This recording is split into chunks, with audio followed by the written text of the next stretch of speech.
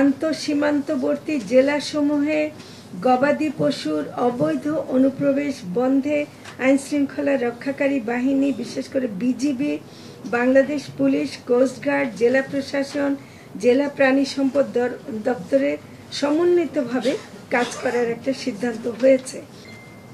তো আমাদের খামারিরা যে উৎপাদন করেন সেটা যথেষ্ট এবং ব্যবস্থাপনার দিক থেকেও ঠিক আছে। ফলে আমরা এবছর কোনো প্রকার আমদানি তো করবই না, অবৈধ পথেও যেন কোনো পশু অন্য দেশ থেকে আসতে না পারে তার ব্যবস্থা আমরা করব। আমরা এটাও দেখছি যে ঈদের বাজার কেউ যেন অস্থিতিশীল করতে না পারে এবং এই ব্যাপারে আপনাদের সহযোগিতা আমাদের লাগবে। আর চাঁদাবাজির কারণে পশুর দাম যেন না বেড়ে যায়, আমরা সেটার চেষ্টা করছি এবং আজকে যে আন্তঃমন্ত্রণালয় সভা সেখানে এই বিষয়ে আলোচনা হয়েছে। তো আমরা একটা সংখ্যা বলি, কোরবানিযোগ্য গবাদি পশুর সংখ্যাটা কীরকম। আমরা যেটা গবাদি পশুর সংখ্যা নিরূপণ করে দেখেছি যে কোরবানিযোগ্য হৃষ্টপুষ্টকৃত গবাদি পশুর মধ্যে 56,02,905টি গরু মহিষ, 68,38,920টি ছাগল ভেড়া এবং 5,512টি অন্যান্য প্রজাতি সহ সর্বমোট 1,24,47,337টি গবাদি পশুর প্রাপ্যতা আশা করা যাচ্ছে।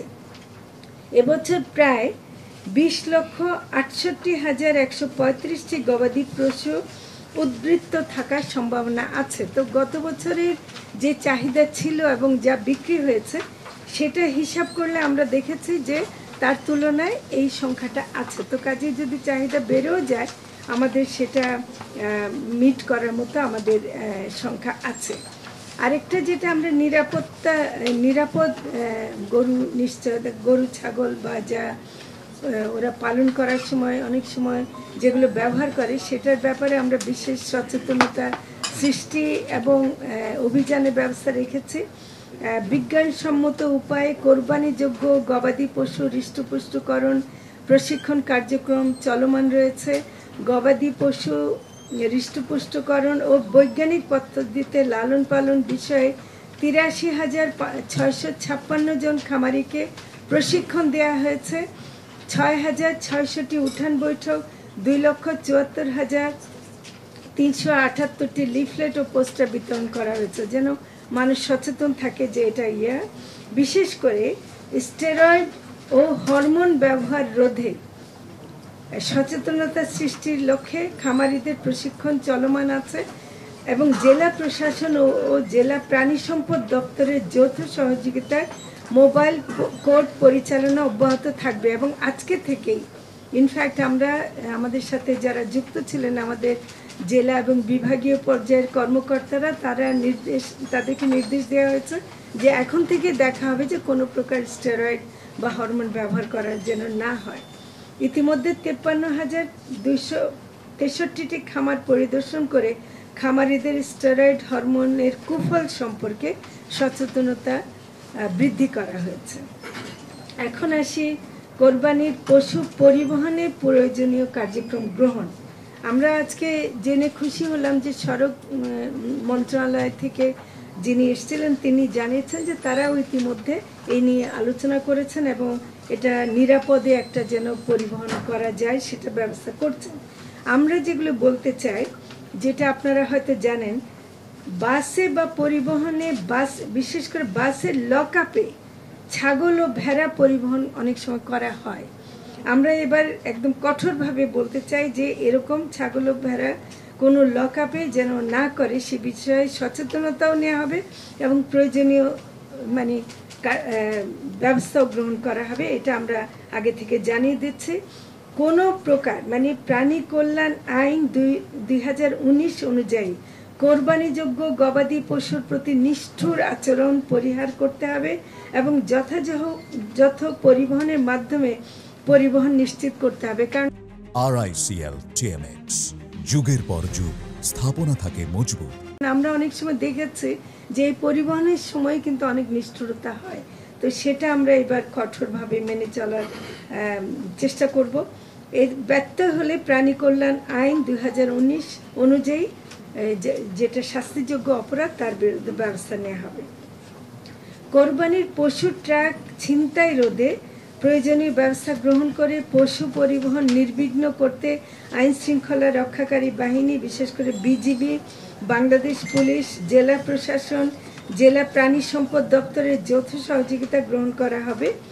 এক্ষেত্রে প্রাণী সম্পদ অধিদপ্তর একটি নিয়ন্ত্রণ কক্ষ হটলাইন 16358, আমি আবারও বলছি 16358, এটা চালু থাকবে। যে কোনো সমস্যার সমাধানে ফোন করলে 24 ঘন্টা এটার ব্যবস্থা থাকবে। এটা মহাসড়কে বা যেখানে হাট বসালে যান চলাচল ক্ষতিগ্রস্ত হতে পারে এমন কিছু যাতে না হয় এ ব্যাপারে সংশ্লিষ্ট জেলা কর্তৃপক্ষকে অনুরোধ জানানো হবে। আপনাদের মাধ্যমে আমরা জানাচ্ছি অনুরোধ, এবং এটা আজকে সবাই বিশেষভাবে আলোচনা হয়েছে। জেলা প্রশাসন এ বিষয়ে উপজেলা ও জেলা প্রাণী সম্পদ দপ্তরের সাথে একযোগে কাজ করবে। সড়কে বা সেতুতে কোরবানির পশুবাহী গাড়িকে প্রাধান্য দেওয়া সহ যাতে রাস্তায় পশু আটকে কৃত্রিম যানজট সৃষ্টি করা না হয় এ বিষয়ে ব্যবস্থা নেওয়া হবে। এবং এর সাথে এটাও যুক্ত যে ওই প্রাণী যানজটে আটকে গিয়ে তার খাওয়া বা তারও তো অসুস্থ হয়ে যাওয়ার একটা সম্ভাবনা থাকে, সেটাও যেন আমরা করতে পারি। কোরবানির পশু হাটে ভেটেরিনারি মেডিকেল টিম কর্তৃক চিকিৎসা প্রদান এবং মনিটরিং এর ব্যবস্থা থাকবে। সিটি কর্পোরেশন পৌরসভা উদ্যোগে প্রতিটি হাটে উপযুক্ত ও নির্দিষ্ট স্থান নির্ধারণ পূর্বক ভেটেরিনারি মেডিকেল টিমের ক্যাম্প স্থাপন করা সহ দায়িত্ব পালনকালীন সময়ে প্রয়োজনীয় লজিস্টিক সাপোর্ট থাকবে।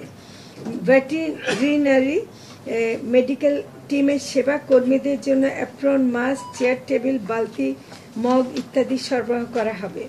গত বছরের মতো ঢাকা উত্তর ও দক্ষিণ সিটি কর্পোরেশনের আওতায় 19টি পশুর হাটে পশুর প্রাথমিক চিকিৎসা প্রদানের জন্য 20টি ভেটেরিনারি মেডিকেল টিম গঠন করা হয়েছিল, এবারও হচ্ছে।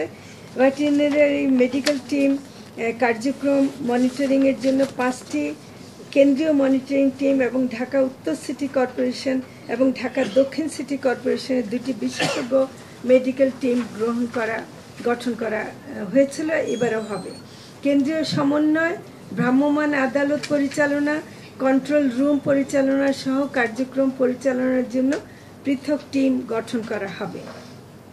সারা দেশে ভেটেরিনারি মেডিকেল টিম প্রাথমিক চিকিৎসা পরামর্শ, কোরবানির পশু নিরাপদ ও কোরবানি উপযোগী কিনা, কোরবানি পশু চেনার উপায়, সঠিক পদ্ধতিতে চামড়া ছাড়ানো ও বর্জ্য ব্যবস্থাপনায় করণীয় বিষয়ে উদ্বুদ্ধকরণ ও সচেতনতা সৃষ্টির লক্ষ্যে স্থানীয় সরকার বিভাগ প্রয়োজনীয় পরামর্শ প্রদান করবে। তাছাড়া সারা দেশে বিভিন্ন উপজেলা ও জেলা পর্যায়ে ভেটেরিনারি মেডিকেল টিম প্রয়োজনীয় চিকিৎসা সেবা প্রদানে নিয়োজিত থাকবে। এই বছর সারা দেশে উপজেলা পর্যায়ে মোবাইল ভেট ক্লিনিক MVC এর মাধ্যমে কোরবানিযোগ্য গবাদি পশুর বিশেষ স্বাস্থ্য সেবা নিশ্চিত করা হবে। মন্ত্রণালয় কর্তৃক গঠিত মনিটরিং টিম ঢাকা শহরে ভেট মেডিকেল টিমের কার্যক্রম মনিটরিং করবেন। বিভাগীয় জেলা ও উপজেলা পর্যায়ে গঠিত মনিটরিং টিম সংশ্লিষ্ট উপজেলার ভেট মেডিকেল টিমের কার্যক্রম মনিটরিং করবেন। বাংলাদেশ টেলিভিশন এবং বিটিভি ওয়ার্ল্ডের পাশাপাশি সকল বেসরকারি টিভি এমনকি বেতার সহ অনুমোদিত সতর্কীকরণ বার্তা প্রচারের ব্যবস্থা করা হবে।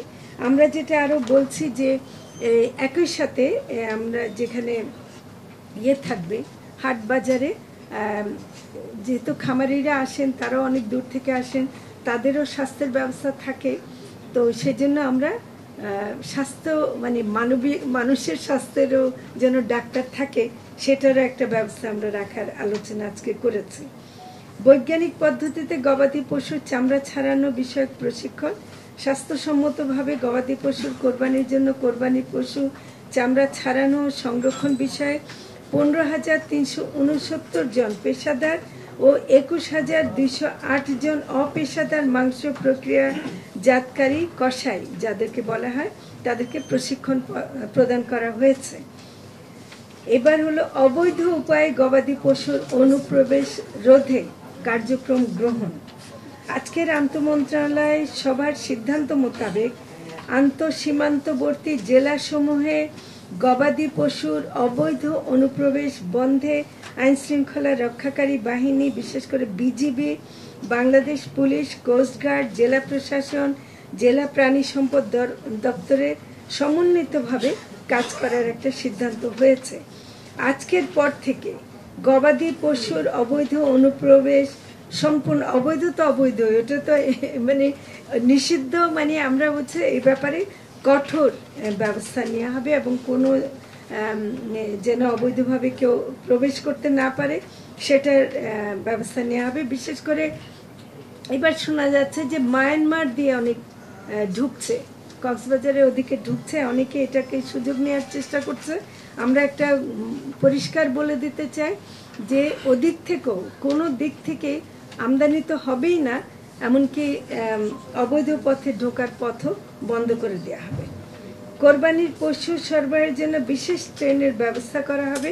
আজকে রেল মন্ত্রণালয়ের পক্ষ থেকে যিনি এসেছিলেন তিনি আমাদেরকে আশ্বস্ত করেছেন যে এই জন্য বিশেষ ট্রেনের ব্যবস্থা আগেও ছিল, এবারও করা হবে। তবে এবার একটা নতুন সংযোজন হলো উত্তরবঙ্গ থেকে ঢাকা হয়ে চট্টগ্রাম পর্যন্ত ট্রেনের ব্যবস্থা গ্রহণ করা হবে, যেটা আগে চট্টগ্রামটা ছিল না। এবার অনুরোধ এসেছে যে চট্টগ্রামটা করার জন্য। এছাড়া ট্রেন ও নৌপথে পশু সরবরাহের ক্ষেত্রে প্রাণী কল্যাণ আইন 2019 মেনে চলতে হবে। গবাদি পশুর হাটে পশুর বর্জ্য ব্যবস্থাপনা, স্থানীয় সরকার বিভাগ ও সিটি কর্পোরেশনের যৌথ সহযোগিতায় গবাদি পশুর হাটে পরিষ্কার পরিচ্ছন্নতা ও বর্জ্য অপসারণে প্রয়োজনীয় পদক্ষেপ গ্রহণ করা হবে। তাছাড়া যত্রতত্র স্বাস্থ্যসম্মত উপায়ে পশু কোরবানির বিষয়ে প্রয়োজনীয় নির্দেশনা মানে অনেক জায়গায় দেয়া হবে। প্রাণী স্বাস্থ্য সুরক্ষা, নিরাপদ মাংস নিশ্চিতকরণ, প্রাণী কল্যাণ আইন 2019 প্রতিপালন করা হবে। এবং এখানে যেটা আমরা আরেকটু বলেছি যে হাটগুলোতে বা ইয়েগুলোতে সেখানে যারা মনিটরিংয়ের জন্য যাবে বা খামারিদের জন্য একটু টয়লেটেরও ব্যবস্থা রাখা, সেটা আমাদের এখানে লেখা হয়নি, কিন্তু মানে সবার জন্যই যেন যারা ওখানে কাজে থাকবে তাদেরও একটু টয়লেটের ব্যবস্থা রাখা সেটা প্রয়োজন হবে। তাছাড়া গবাদি পশুর হাট ও পরিবহনের সময় পরিমিত খাদ্য ও বিশুদ্ধ পানির সরবরাহ রাখতে হবে। এটা কিভাবে রাখবে সেটা ট্রাকওয়ালারা বা অন্যরা ওরা বুঝবে, কিন্তু আমরা মনে করি যে পানির সরবরাহটা থাকা দরকার। এই ব্যাপারে সংশ্লিষ্ট সকল কর্তৃপক্ষের আন্তরিক সহযোগিতা কামনা করছি এবং আপনাদেরকে বিশেষভাবে অনুরোধ জানাচ্ছি যে এবারে কোরবানিতে যদি কোনো সমস্যা আপনারা দেখেন অবশ্যই তুলে ধরবেন, তবে এটা যেন কোনো মতেই অবৈধভাবে কেউ প্রবেশ করতে না পারে। এই ব্যাপারে তথ্য থাকলে আপনারা অবশ্যই আমাদেরকে দেবেন এবং আপনাদের সহযোগিতা চাই একটা সুষ্ঠু ঈদুল আজহা পালনের জন্য।